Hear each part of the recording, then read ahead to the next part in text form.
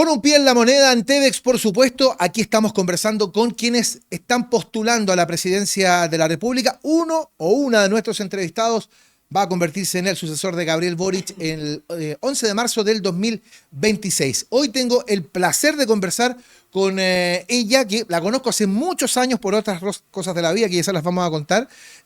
Senadora, presidenta del Partido Demócrata, está proclamada como candidata a la presidencia de la República. Jimena Rincón, gracias por acompañarnos en esta jornada. Muchas gracias a ti, Eugenio, por esta invitación. Hagamos la desclasificación. Los dos nos conocemos de la Escuela de Derecho hace muchos años. ¿A quién le importa? Como dice la canción, ¿a quién le importa? Hace muchos años. Muchos. Hace muchos años. Así que Sí. Para mí es un placer por conversar contigo. Muchas gracias. Jimena Cecilia Así es, Rincón González. Rincón González.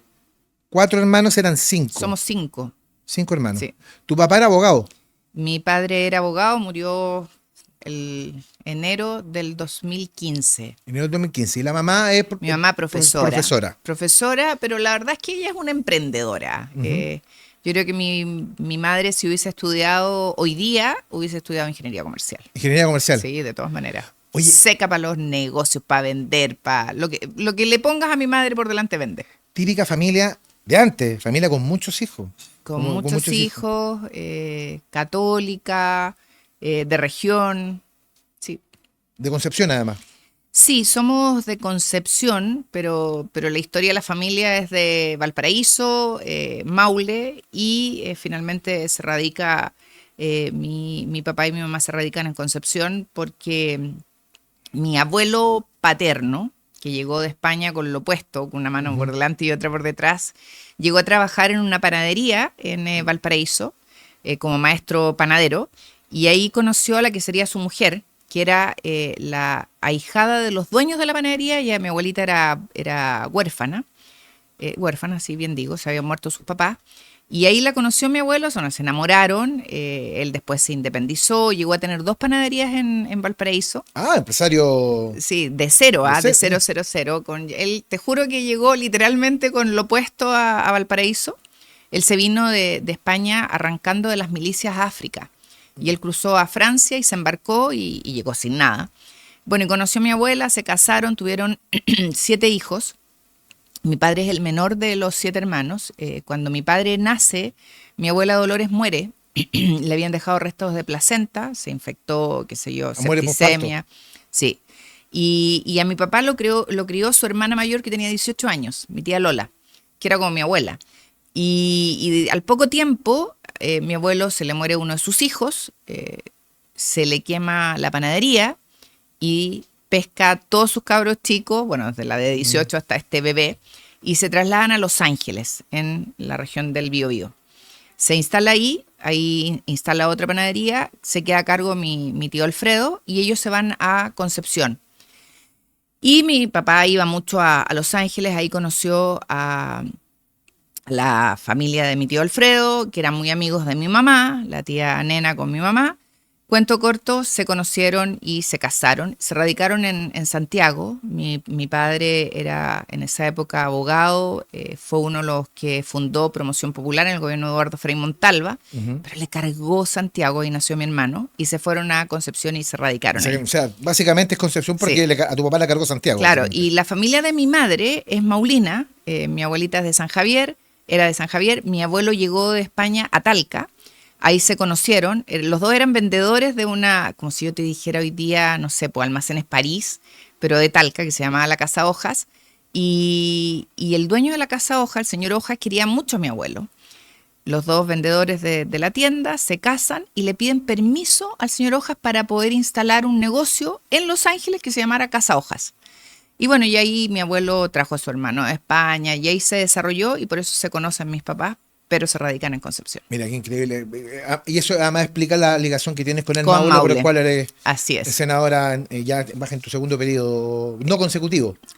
Segundo periodo, entre comillas, porque yo no terminé el primero, estuve Claro, porque 4 fuiste años, ministra, pasaste porque a la ser ministra. presidenta me pidió que fuera ministra, así que un periodo y medio. Periodo y medio, exactamente. Bueno, 5 hermanos, familia grande, 2 abogados, 2 periodistas y una psicóloga. 2 periodistas.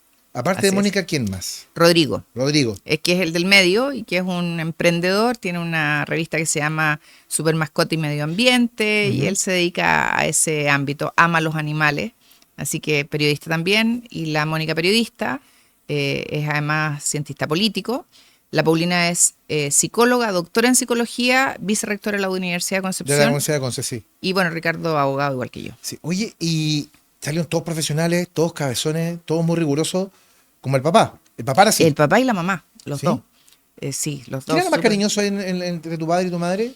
Yo creo que mi mamá. Mi papá era más parco, era más de cumplir las normas, del deber, pero era cariñoso también a su forma. Sí.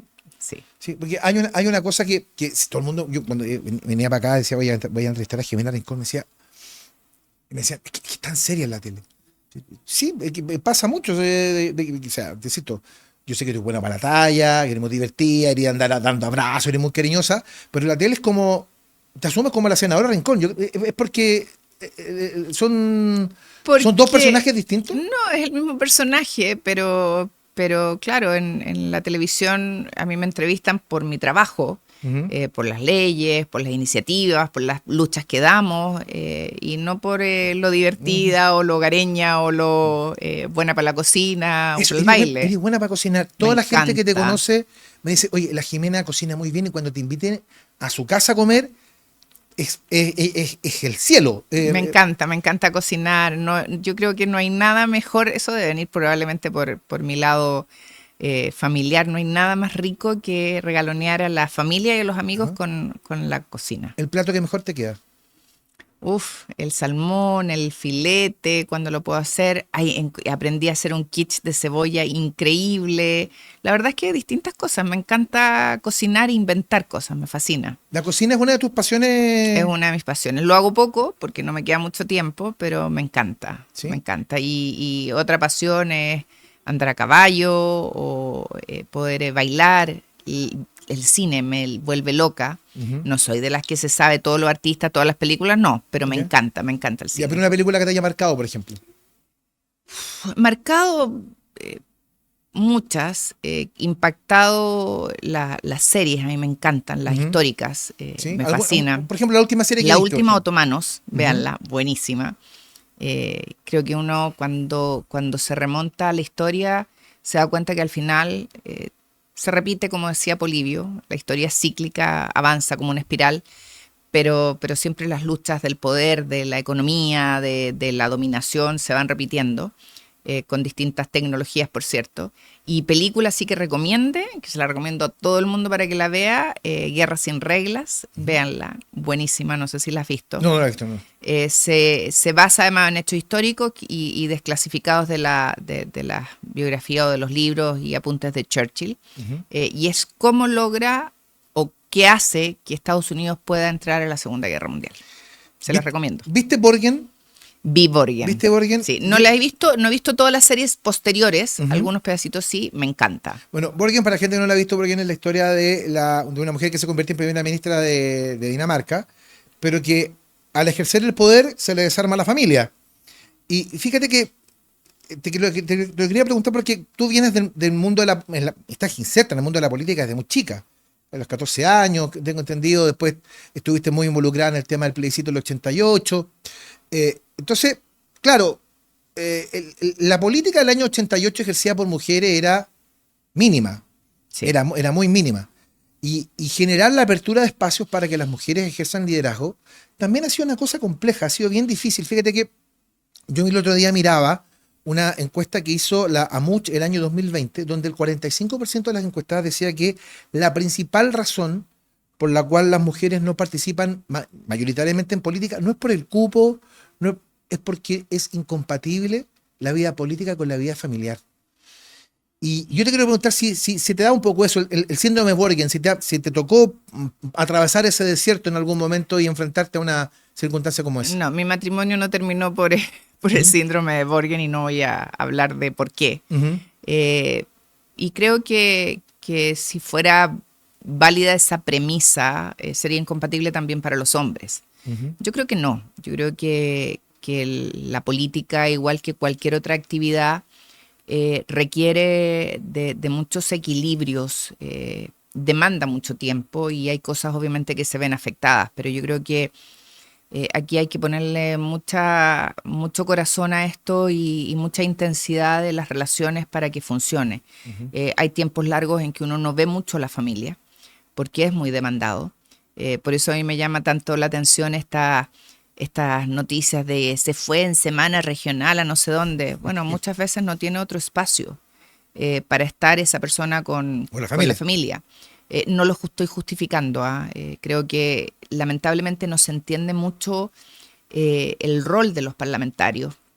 Nosotros no tenemos un sueldo, tenemos una dieta. Nosotros no tenemos una jornada de trabajo de 40 horas. Son parlamentarios 24/7. Yo al menos de lunes a lunes estoy siempre conectada, disponible, tratando de estar y a veces hay festivos en que estamos con la familia y otras veces no estamos con la familia. Este viernes fue feriado, ¿no? Por la Virgen del Carmen. Claro. Yo estuve en terreno, trabajando. Porque esto es así, los 1 de mayo, los 21 de mayo, son de trabajo muchas veces. Entonces, claro, hay que tener una buena dosis para poder no renunciar a estar con tu familia, que es un costo que se paga, pero también lo deben pagar muchos trabajadores, muchos empresarios que no tienen espacios muy libres. ¿Por qué? Porque están sacando adelante un emprendimiento, porque están cumpliendo una jornada, porque le debe pasar a los trabajadores del sector salud, que de horarios que están y de tiempo, ahí permanentemente. Claro. Entonces, bueno, es parte de, pero yo creo que ahí uno tiene que tratar de conciliar trabajo, familia, y bueno, es difícil, sí, sobre todo en posición de liderazgo. Yo quería preguntarte, ¿cuál es la diferencia que tú hayas hoy que existe entre el liderazgo masculino con el liderazgo femenino? ¿Dónde están las diferencias hoy día, si es que las hay? Yo creo que los liderazgos se diferencian, Eugenio, por las personas, más que si es mujer u hombre. A veces hay mujeres que son más rudas, hay otras que son más sensibles, lo mismo con los hombres. Cuando a mí me conocen en un plano más fuera de la pantalla, oye, qué divertido usted.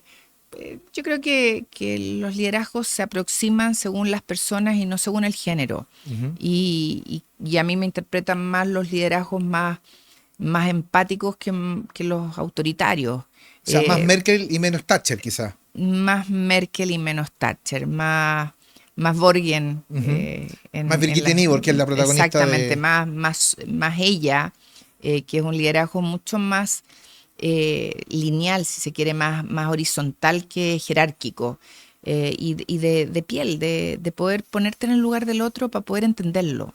Pero quizá la visión que tú tienes del liderazgo, claro, uno lo puede entender en el contexto de hoy día. Si uno se pone en el contexto de, por ejemplo, en la época de Thatcher, claro, uno está hablando de liderazgos que evidentemente mucho más masculinos, donde ser líder era ser como frontal, seco, directo, tomando decisiones, una cosa, insisto, muy como masculina. Pero más la imagen exterior, porque Thatcher hacía las reuniones de gabinete cocinándole a sus ministros.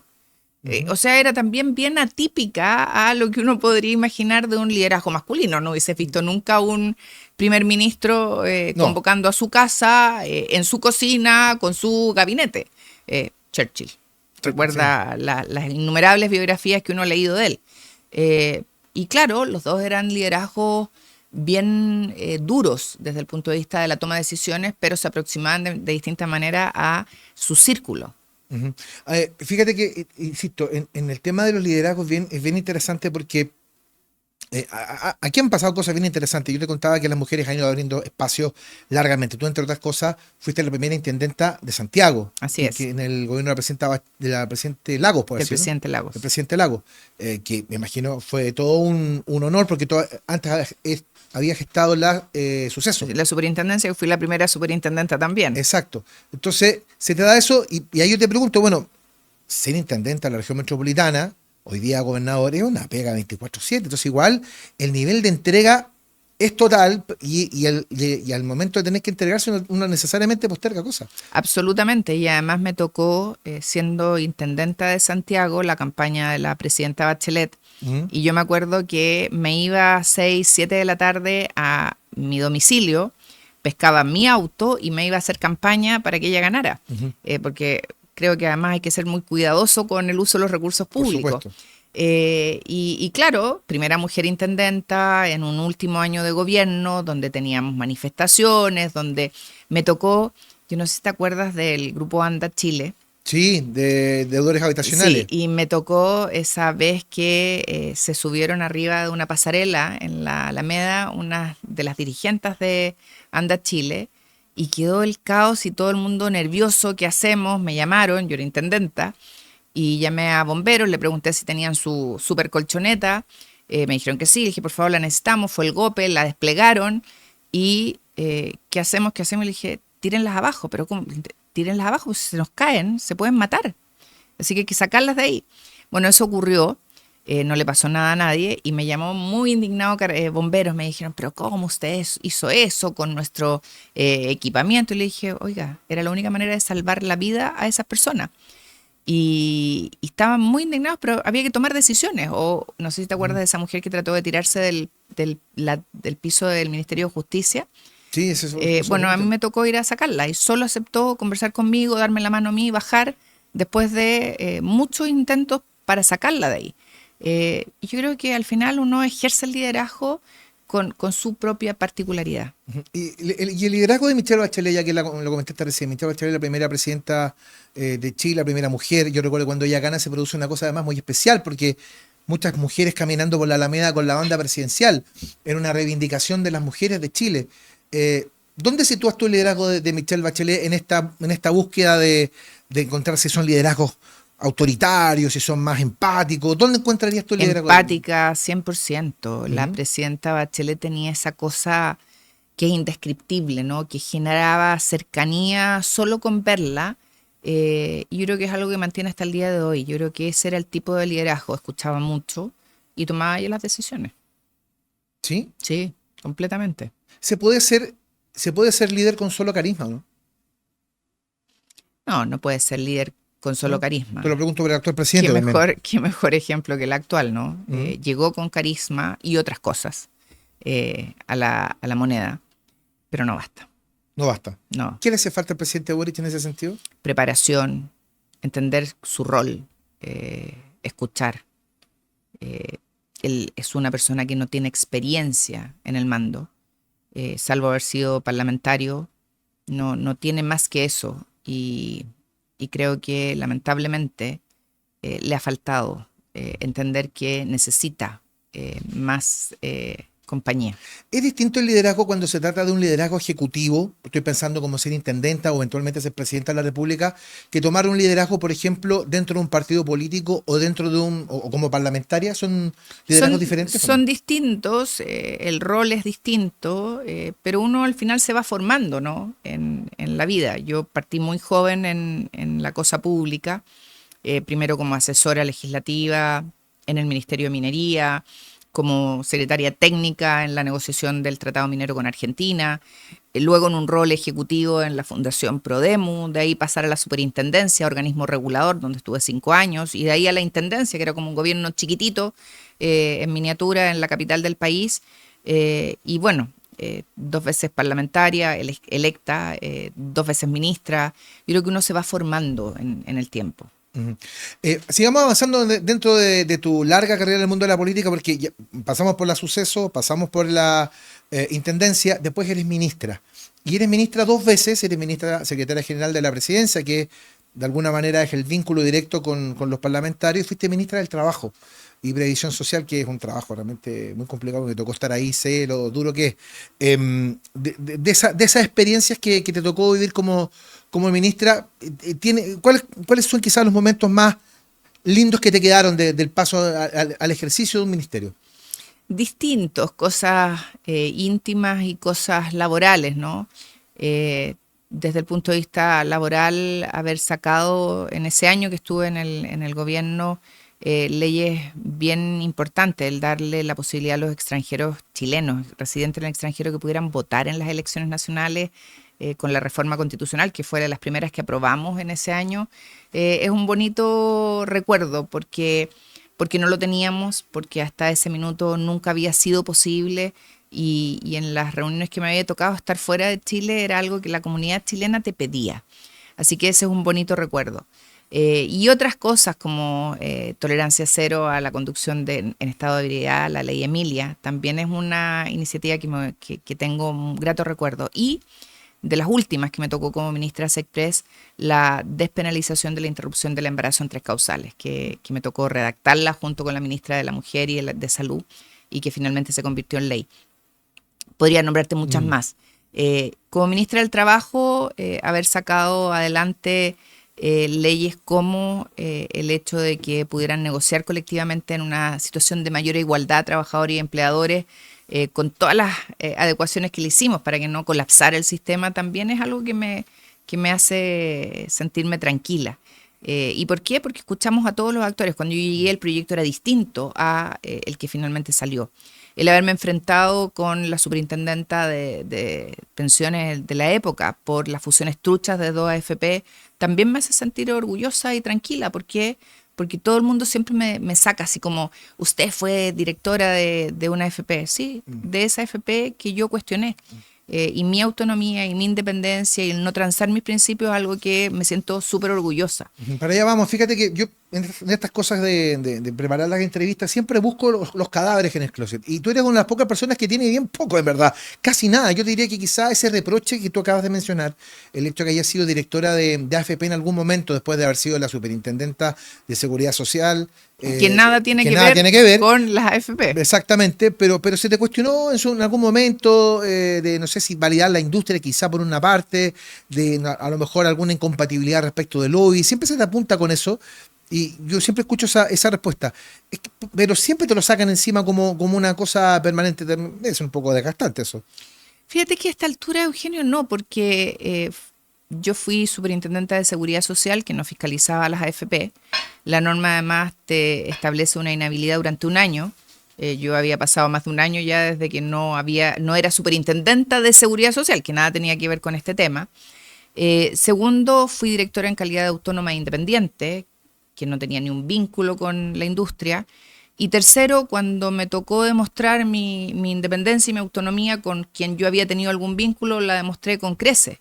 Entonces, la verdad es que me lo han sacado las 2 veces que he sido candidata a senadora, las 2 veces he ganado muy bien, en contra de quienes lo han ocupado como argumento. Y creo que me ha permitido o me permitió haber estado ahí como directora, conocer de dentro el tema, saber del tema, y haber podido opinar con propiedad cada vez que se ha discutido sobre ese ámbito. A ver, hay cosas dentro de tu carrera que te van marcando, porque esta candidatura presidencial que llevas por delante por el Partido Demócrata es, si mal no recuerdo, la 3ª vez que intentas llegar ahí. La primera vez es una primaria, me acuerdo. Contra Orrego. Contra Claudio Orrego, cuando Claudio Orrego hace la campaña de Creo en Dios y qué, me acuerdo de eso. Que perdiste esa primaria. Después la primaria, sorprendentemente, la ganas y se la ganas muy bien a Alberto Undurraga. Y aquí comienzan a pasar una serie de cosas que yo te quiero preguntar si a lo mejor la distancia con la democracia cristiana comienza a generarse allí. Pero tú ganas legítimamente la primaria. Y eras la candidata del Partido Demócrata Cristiano para la última elección presidencial. Y por esas cosas que uno no logra entender, pero que lo entiende dentro de comprendiendo lo que es el mundo de la política, te sacan de la candidatura presidencial e instalan a Yana Proboste, que era la que había generado no me acuerdo, un acuerdo reciente, como que se convirtió en la estrella fugaz del momento, y en tu ex partido dijeron, ¿sabes qué? Pongámosla a ella y no olvidémonos de la primaria. ¿Cómo recuerdas eso? ¿Es un dolor grande ese o no? A ver, primero decir que los hechos son casi así, pero no son muy así, porque yo gané efectivamente una primaria democrática donde participó gente de la democracia cristiana e independientes. Mucha gente, votó como 25.000 personas. Un poco más, diría yo. Pero más allá de eso, aquí hay actores que llamaron a quien presidía en aquella época la democracia cristiana, que era Carmen Frey, y le dijeron, con Jimena Rincón no vamos a ir a una primaria. El presidente del Partido Socialista y el presidente del Partido por la Democracia. Yo recibí un llamado de Carmen Frey diciéndome que me tenía que bajar por el bien del partido, del país, y yo le dije, perdón, yo no me puedo bajar, esta es una elección que gané, es una primaria democrática, ¿cómo le vamos a explicar a la ciudadanía si yo me bajo? Y le dije, esto tiene que resolverlo la Junta Nacional de la Democracia Cristiana. Y llamé a los presidentes del Partido Socialista y del PPD. El PPD me contestó, me dijo que no era tan así, pero que en realidad... Y el presidente del Partido Socialista nunca me llamó, nunca me contestó el llamado, le mandé un mensaje escrito y nunca me lo contestó. Y, estamos hablando de 2021, ¿estaba Jaime Quintana? No, estaba Heraldo Muñoz presidente del PPD. Álvaro Elizalde. Uh-huh. Y en la Junta Nacional de la Democracia Cristiana, que acuérdate, estamos en pandemia, claro, fue todo telemático, cuando yo expuse esto, Carmen Frey cortó el micrófono y levantó la sesión. O sea, nunca hubo un pronunciamiento de la Junta Nacional. Y bueno, me sacan de carrera, ponen a quien compite por la Democracia Cristiana en una primaria que votaron, no sé, 180.000 personas. Nada. Sí. Fue una primaria convencional. Fue una primaria convencional. Acuérdate que en la primaria legal nunca se inscribe, dejan a Carlos Maldonado pagando en el CERVEL. Increíble. Fue bien increíble. La noche de no se humilla al partido de Allende. Así es, sí. Efectivamente. Y bueno, termina pasando lo que pasó, que es parte, ¿no es cierto?, ya de la historia. Ahora yo no me fui del partido en esa época. No me fui, me mantuve en mi región. Uh-huh. La candidata de la Democracia Cristiana sale tercera, mucho mejor que en muchos territorios, porque finalmente terminó, no sé si quinta o sexta en la elección propiamente tal. Entonces, a mí al menos no me pueden decir nada porque en mi región le fue bien. Y cuando llega la segunda vuelta, yo fui a votar, vi este voto Boric-Kast, que era como imposible, doblé el voto y lo deposité, no marqué. Y bueno, la historia es la que es. ¿No? ¿Y tú cómo quedaste frente a eso? Porque igual... Terminé siendo presidenta del Senado, presidenta de la Comisión de Hacienda, de la Mixta, sacamos adelante un montón, la PGU la sacamos en mi época. Pero ahí tu relación con el partido tiene que haberse trizado. Sí, pero era, fíjate que al final crónica de una muerte anunciada. Ya la gota que rebalsa el vaso fue cuando, porque tú comprendes que aceptar un veto de otros partidos a la candidatura nuestra era de verdad inaceptable. Y ya ahí uno dice, ¿para dónde iba el partido? Iba derecho a la debacle.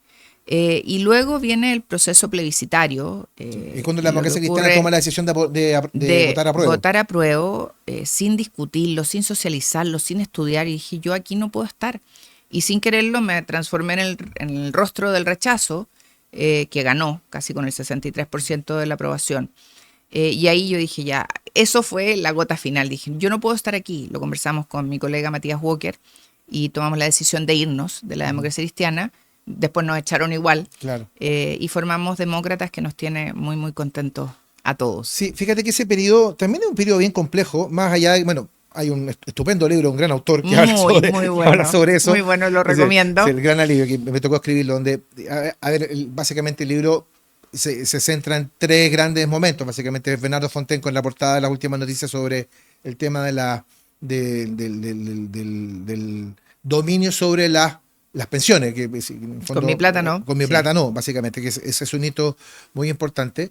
Y el otro de los hitos importantes es, de alguna u otra manera, lo que hace buena parte de la exconcertación, la centroizquierda por el rechazo, que fue realmente una cosa bien compleja, porque a ustedes les dijeron muchas cosas. Y les hicieron muchas cosas. A mí, Gabriela, en parte me contaba algunas cosas muy desagradables que te pasaron también en el camino. Muy, muy desagradable, pero ¿sabes qué? Cuando uno defiende, y esto lo aprendí de mi padre, cuando uno defiende las convicciones, los principios, dice, no hay duda, ahí tengo que estar. Y el cariño que recibimos en la calle, yo tengo miles de anécdotas. Me acuerdo que fuimos con Matías Walker a hacer una gira en el norte, que fue increíble. Algún día tenemos que escribirla, te podemos invitar. La gente nos paraba, nos tocaban la bocina en la calle, en zonas tradicionalmente de izquierda, la tercera región, y nos decían, bien, gracias por hacer lo que están haciendo.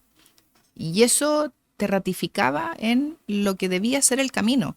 Matías estaba muy preocupado, me acuerdo, de cuál iba a ser el resultado en la región de Coquimbo. Y fuimos a hacer una gira. De hecho, él tuvo que viajar a un foro que tenía en Santiago, y yo me fui al interior de su región, a Vicuña, y cuando volvió y nos encontramos en la tercera región, le dije, Matías, vamos a ganar en tu región. ¿Cómo? Sí, vamos a ganar. Y ganamos ahí, ganamos la tercera, ganamos en todo Chile. Una de las cosas claves que haces tú dentro de toda esta historia del plebiscito del 22? Que ahora, claro, con meses después algunos lo critican y todo eso, pero yo creo que fue un jaque mate esto de la rebaja a los quórum, que fue un hito muy importante porque se estaba posicionando la idea de aprobar para reformar. O sea, votamos a prueba, después lo arreglamos, con unas normas que eran bastante leoninas, y ahí donde aparece la astucia política, decir, no, rebajemos los quórums de la actual constitución y hacemos más fácil reformar esta que la que viene. El porque la que venía además, nadie se acuerda, pero tenía no solo quórum supra hiper mayoritario, sino que además te exigía consulta indígena y plebiscito. Si era, de verdad, era un candado cerrado infinito al cielo. ¿Te acuerdas cuando uno era chico? ¿Cuánto me quieres? Sí. Candado cerrado infinito al cielo. Bueno, eso era. Bien complejo. Y el 4 de septiembre del 22 es uno de los días felices tuyos, ¿no? Sí. ¿Sí? Sí. ¿Qué te pasó cuando con el rechazo ese día? Primero, reafirmar que la opción que habíamos tomado era la opción que le hacía sentido a la ciudadanía. Y segundo, que cuando uno defiende las convicciones y los principios, da lo mismo el resto. ¿Y qué pasó en el segundo proceso? Porque, a ver, yo me acuerdo, la gente se olvida de repente, el segundo proceso se prometió, vamos a ir por una nueva. Mucha gente dice, no, que se bajaron los pantalones. No, había un compromiso de por medio. Nosotros nos comprometimos, ojo, y tú te debes acordar, Eugenio, porque lo conversamos muchas veces, a que si se rechazaba esa, íbamos a tener una nueva. Y por eso la rebaja de los quórums era tan importante, para poder aprobarlo. Claro. Y porque el primer proceso se aprueba en medio de una tensión. El segundo había que hacerlo por convicción. Y muchos nos criticaron y dijeron, no, ustedes hicieron lo que no quería la gente. No, nosotros llamamos a votar rechazo con el compromiso de que iba a haber un nuevo camino. Un nuevo proceso. ¿Y por qué fue el segundo proceso? Porque los que ganaron ese segundo proceso cometieron el mismo error que los que ganaron el primero. Y es pensar que podían llevarse el texto a su espacio. Y el país es como es un país mucho más liberal de lo que se cree, pero también mucho más cuerdo y de sentido común que lo que algunos pretenden hacer creer. Y bueno, se polarizó con el tema del aborto, de temas que de verdad el país ya había superado y avanzado. Uno pensaba que estaba superado eso. Sí. Bueno, y llegamos... Ahora, a mí me gustaba más que lo que teníamos, sobre todo en el tema del sistema político, muerte cívica y un montón de cosas que eran muy importantes y que lamentablemente hoy día no tenemos. Bueno, aquí estás avanzando en algún otro proyecto, Belén, también que lo podemos conversar quizá en otro momento, pero llegamos al hoy, llegamos al presente. Y llega Demócratas, presidente del partido, y el partido te designa candidata a la presidencia de la República. ¿Qué tiene que tener una persona para ser presidente de Chile? Buena pregunta. Primero, una aversión al riesgo completa, porque créeme que hay que salir del estado de confort y de comodidad. Y segundo, el querer de verdad aportar y apostar por recuperar nuestro país. Hoy día Chile necesita volver a lo que era, un país seguro, que crecíamos, que era admirado, en que la palabra valía, en que la corrupción no era tema. Y hoy día creo que hay un personaje que de verdad se está ganando un espacio en la historia de Chile, que es la Contralora, que se ha atrevido a hacer lo que nadie había hecho. Y es simplemente hacer que las leyes se cumplan y el Estado funcione. Es tan simple como eso. O sea, es muy fácil decirlo, pero hay que tener la pachorra y la valentía de hacerlo. Y Dorothy Pérez, de verdad, es un ejemplo. Es un tremendo personaje. Otro liderazgo femenino que podríamos destacar. Sí. Ser presidente de Chile, sin duda que es un trabajo muy complejo, y tú lo mencionabas recién. Hoy día el país necesita muchas cosas. El país está hoy día seguramente, y vamos a coincidir, asolado de probablemente 3 grandes problemas. La inmigración descontrolada, la delincuencia, que de alguna u otra manera están vinculadas ambas, pensando en los crímenes de mayor connotación, y el tema económico. Si el país te pone al frente, si te elegimos presidenta de Chile, si los chilenos te elegimos presidenta del país, ¿cuáles van a ser tus caminos para avanzar hacia esas 3 cosas? Bueno, lo primero que haría sería nombrar a Dorothy Pérez ministra del Interior, porque por Dios qué mujer más clara y eficaz. Pero yo haría, no es tanto lo que falta, Eugenio, si las leyes están. Simplemente hay que hacer que, sin lugar a duda, el último informe de la Contraloría con los, ya no sé ni leer la cifra, porque son miles de millones. Eran 1.500 billones de pesos. sea, ese cheque no se me escapan los ceros, ¿ya? Y creo que hay que hacer que el país vuelva a funcionar, que volvamos a recuperar la confianza, la certeza jurídica, y ahí obviamente hay que abordar el tema de seguridad. ¿Y cómo se aborda el tema de seguridad? Tiene que ver con controles, con coordinaciones, con eficacia. RUF, todavía estamos dándonos vuelta y persiguiéndonos la cola. ¿Por qué? Porque hay un sector de la política en Chile, el gobierno, que no quiere dar certeza a quienes tienen que hacer cumplir la ley en materia de seguridad. Y ahí obviamente tenemos que hincarle el diente. Conversaba con el director de impuestos internos. Hoy día tenemos todo para controlar en carretera el tema del crimen organizado. Y no funciona. Y ahí hay un tema de voluntad. Entonces, primero, hacer que el país vuelva a funcionar. Y segundo, una vez recuperado el tema, ¿no es cierto?, de seguridad, de control, ahí el tema migratorio es un temazo. Reforma constitucional presentada hace más de 2 años y medio a discusión legislativa, que es reponer el control migratorio terrestre de las Fuerzas Armadas, del Ejército. Se lo escuché a Carolina Toa en algún momento también. Se lo presentamos a ella hace más de 2 años, más de 2 años y medio. Se lo pedimos cada vez que ella iba al Congreso a renovar estado de excepción o de infraestructura crítica. Nunca le puso urgencia y ahora está en su programa, fíjate. Entonces, punto 1, es el desde. Si no tenemos seguridad, cero posibilidad de emprender, cero posibilidad de garantizar la salud, cero posibilidad de que nuestros niños puedan estudiar de manera correcta. Piensa que, y esto lo conversamos con los distintos liceos en Talca, hoy día los liceos, los colegios públicos no tienen certeza de seguridad ni para los profesores ni para los niños. Y el tema de los portales de detección de metales es algo que tenemos que implementar. Y al carajo el tema de que vaya a vulnerar algún derecho, no, tienes que dar certezas a quienes estudian y a quienes imparten educación y a la familia. Y esos son temas de sentido común y que lamentablemente quedan inmovilizados producto de la ideología que hay detrás de estos temas y probablemente de muchos intereses vinculados, ¿no es cierto?, al narco y al crimen organizado. Entonces, creo que eso es básico. Y segundo, revisar todo el tema en vivienda, en educación, en salud, que requiere gestión. Gestión. Hoy día el país está estancado, no se invierte, lo he dicho 1000 veces el presidente Frey, el expresidente Frey, tenemos que recuperar la curva de crecimiento que tenía Chile y que lamentablemente se Esa es una cosa bien compleja, recuperar la economía entendiéndola como está y entendiendo el tema de la penesiología y que probablemente el tema de la inversión no está muy fluida, considerando no solamente los permisos, sino también este tema de que permanentemente estamos haciendo reformas tributarias, estamos cambiando las reglas del juego. Pero después de los informes de la Contraloría queda claro que no necesitas más reformas tributarias. ¿No? ¿Qué necesitamos entonces para volver a crecer? Que el Estado sea eficiente. El foco de corrupción que tenemos en los gobiernos comunales y regionales es algo que hay que abordar y yo creo que la Contralora ha dado en el clavo. Hay que reducir el Estado a tu juicio, ¿no? Yo creo que hay que hacerlo eficiente. Y a partir de hacerlo eficiente te vas a dar cuenta dónde necesitas y dónde te sobra. Ya, eso es un detalle importante, pero mucha gente ha dicho, bueno, ingresaron 100.000 personas en este último gobierno, hay tanta gente que está allí, de repente sin mayor explicación, parientes de uno, parientes de otro, que fue una de las promesas. Por eso te digo, tenemos que revisar dónde te falta y dónde te sobra. Ejemplo, jugadora de fútbol de un club deportivo de O'Higgins, de la región de O'Higgins, que es de mi región, se lesionó. Se lesionó en el ámbito deportivo, de ese club deportivo. El preparador físico lo señaló así, lo echaron. A la chica la expulsaron y no recibe atención.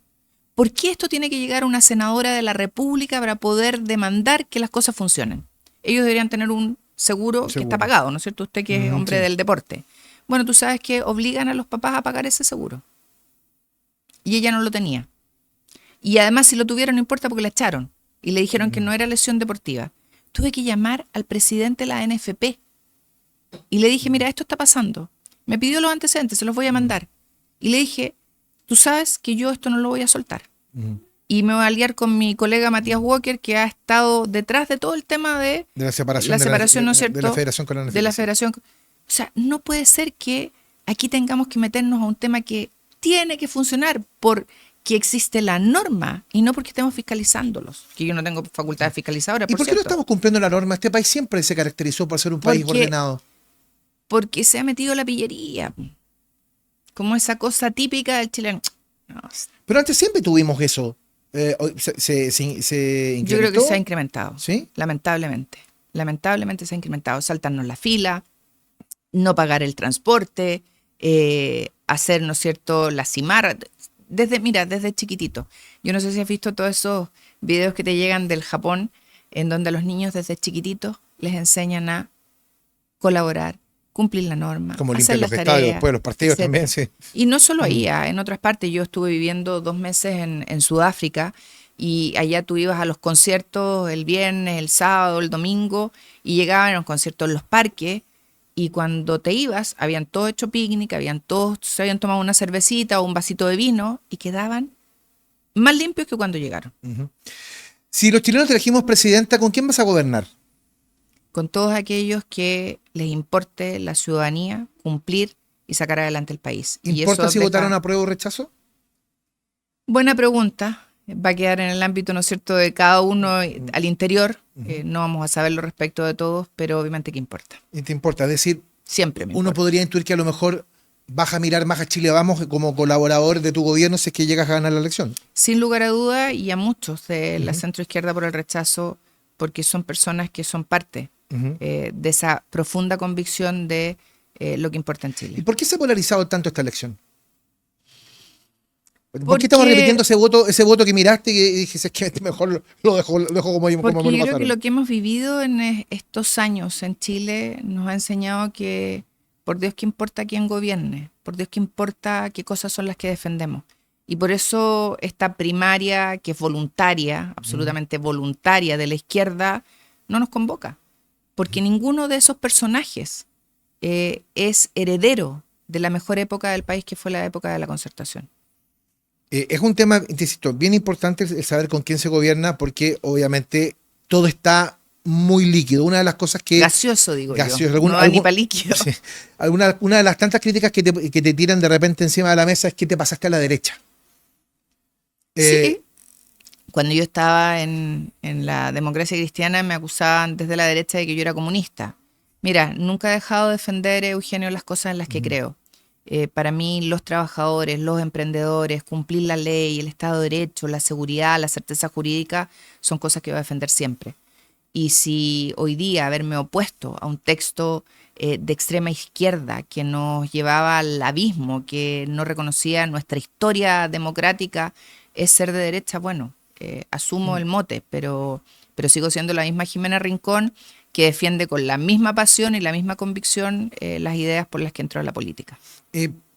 A propósito de lo mismo, el apruebo rechazo, por eso te lo pregunté, ¿es un nuevo clivaje para el presente y para el futuro? ¿Quiénes estuvieron dispuestos a aprobar el texto sí, del 22? Yo creo que el apruebo y el rechazo nos sacó de la lógica del sí y el no. Y eso es importante, porque hizo posible otras conversaciones, como las habíamos tenido en el pasado y como creo es necesario tener hoy día en el presente. Eduardo Frei Montalva, en un momento crítico de la historia de nuestro país, fue capaz de unirse con personas de distinto mundo y pensamiento para enfrentar a la izquierda.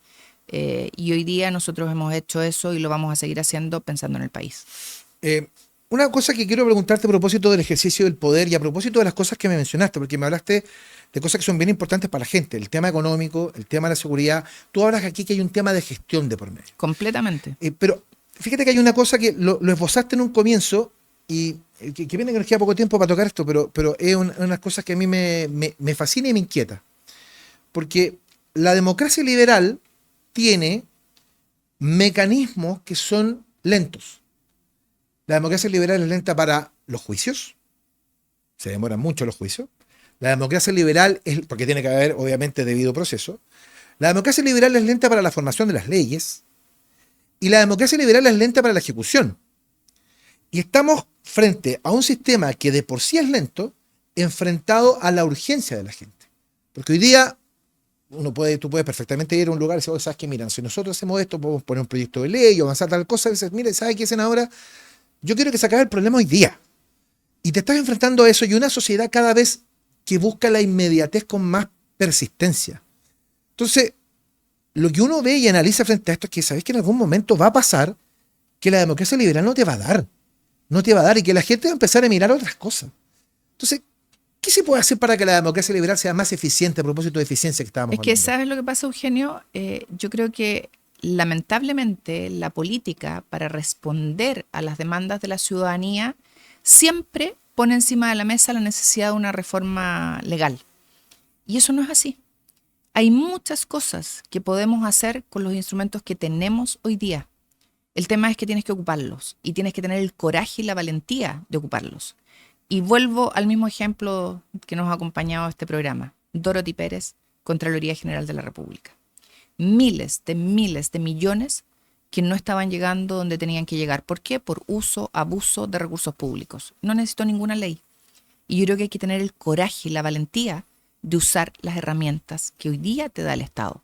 Y obviamente habrá que hacer mejoras en algunos temas, pero no se necesitan leyes para dar respuesta en salud, para dar respuesta en vivienda, para dar respuesta en educación y, por cierto, para hacer cumplir la ley en materia de seguridad. O sea, con lo que tenemos se puede gobernar. Se puede gobernar, se puede mejorar la calidad de la vida de la gente. Pero hay que tener coraje y valentía.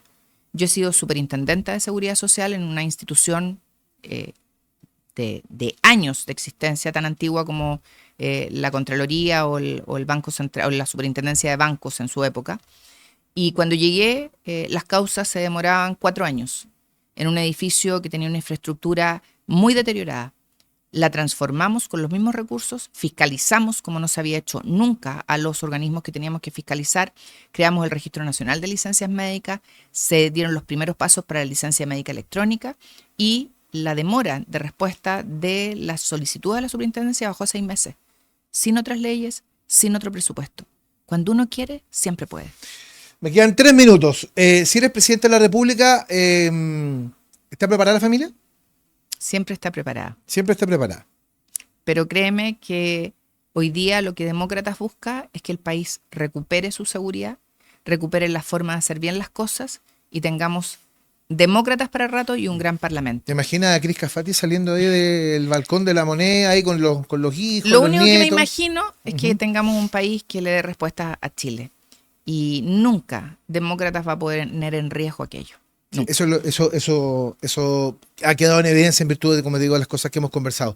Un par de cosas para terminar, para satisfacer mi curiosidad. ¿Cuántas veces te dicen Mónica? Muchas. ¿Muchas? Sí, cuando me dicen, ay, perdón, me dicen, yo le digo, no importa, son 9 años menos, una belleza increíble y ¿qué te digo lo inteligente que es? ¿Sí? Así que un piropo que me digan Mónica. Que te digan Mónica. Sí. Pero la Mónica nunca te ha entrevistado, ¿no? No, ni me va a entrevistar nunca. Porque es complicado, porque... No porque sea complicado. Hay muchos periodistas complicados. De hecho, cuando a mis colegas le toca con la Mónica, me dice, me tocó tu hermana. Y yo le digo, no, porque hay que separar las cosas. Bueno, hay que separarla y también para ella quizá podría ser más complicado. Nunca me va a entrevistar. Y nunca lo he hecho, jamás. Nunca. No pasó nada. Menos pasarse datos, imagino. Nunca. No, a mí no me pide información. La pide por otro lado. Tiene mucha gente a la que le puede pedir información. Eso está bien, eso me parece muy bien. Bueno, Jimena, creo que han sido 50 minutos muy interesantes de tener para conversar contigo, para conocerte mejor, para que la gente te conozca mejor y para que evidentemente la gente tenga conciencia de una persona más, una personalidad importante en nuestro país que aspira a convertirse en la líder de nuestro país a partir del 11 de marzo del 2026. Así que, Jimena Rincón, gracias por acompañarnos en Un Pie en la Moneda. Muchas gracias a ti, Euge, por este espacio. Exactamente. Y con Jimena Rincón y con ustedes nos vamos a reencontrar en cualquier otro momento. Ustedes ya lo saben, aquí en TVX, para conocer a quienes aspiran a convertirse en el próximo presidente de Chile con un pie en la moneda. Nos vemos.